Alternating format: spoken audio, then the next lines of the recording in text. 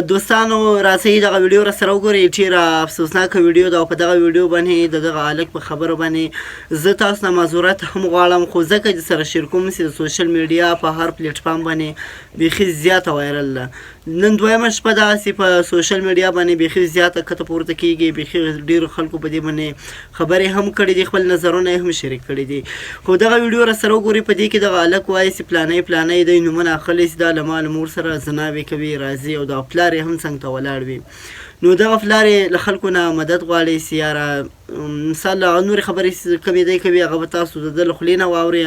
خو یو بل کس په دې باندې دوباره یې په دې باندې خبرې کړي دي، هغه هم د سره شیر کوو. نو دوستانو تاسو خپل نظر هم را سره شریک کړئ. راځئ دغه ویډیو را سره وګورئ. ما مور نه ده، هغه نوي دوم بغیر نکاح نه غوي. ما بل کس هم دی، ریاض ټال والی هم غوي، بل نسیم هم غوي، نوید هم غوي، ډېر شکستان دي بې شمار.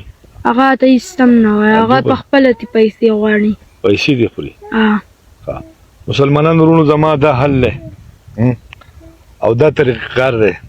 که زه ویډیو ورکړم د دوی په باره کې چې داسې داسې طریقې دي او داسې داسې حل دی، نو زه د خدای تعالی غریب یم، د رحیم آباد د تاڼې پولیس په ما پسې ګرځي. ما ته وایي چې تاڼې ته راشه، ما سره زما دا ماشوم زوی دی. زه خپل کور ته هم نه ځم، بغیر د دې زوی نه زما څوک نشته. زه چې تاڼې ته لاړ شم دوی ما جیل ته بوځي. د دې ماشوم به څه صورت پیالي؟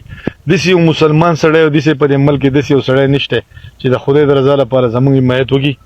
او د دغه کوسۍ چې په دې کې کونیتوب نه و، په دې کې دا نه و، بیا ما نه بېشکه له ما نه سرمن وباسئ.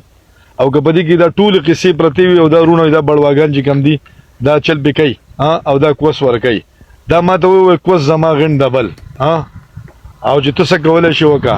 یاره چې اصل خبره دا ده زه کمزوری وجه زه کمزور انسان یم. د کوکاري د تاڼې پولیس ورسره هم جوړ دي. هغوی پولیس زما هېڅ هم نشي کولی. هغه وایي پولیس زما په دې خرنګو کې ریشان وکړي وایي.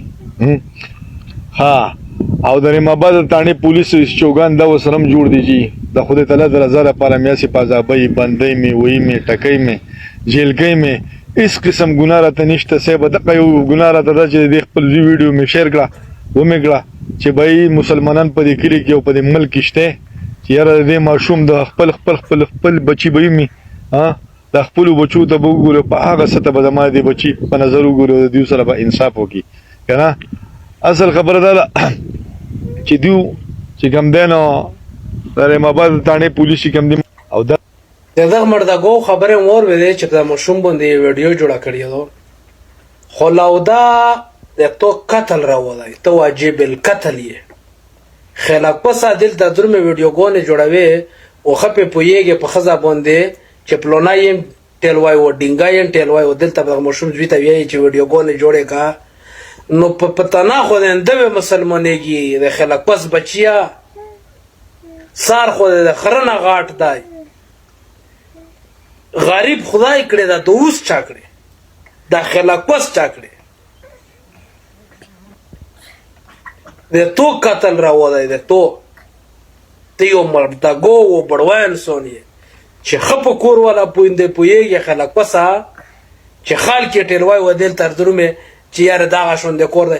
یاره دا ولس یې لولي دا خلک یې لولي مردګو وه.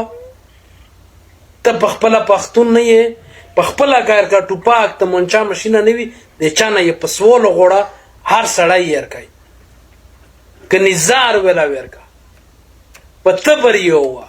خو سړی مردګو یې، سړی خلاقپس یې او بیا درومې هلته ویډیوګانې جوړوي. دغه ماشوم زندګي د تابو کړه. دا به سابو په ډاله ټاپاله او په معاشره کې څنګه کیني.